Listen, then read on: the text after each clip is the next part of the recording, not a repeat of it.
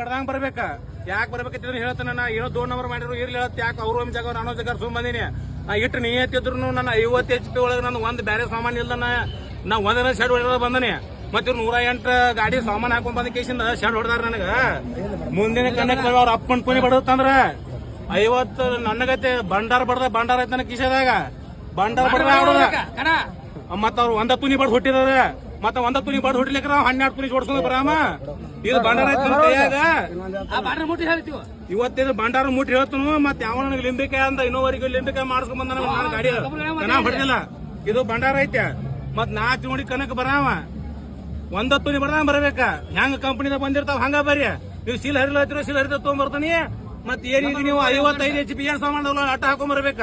55 HP turbo ಇರಬೇಕು 55 HP clutch plate ಇರಬೇಕು 55 HP Excel ಇರಬೇಕು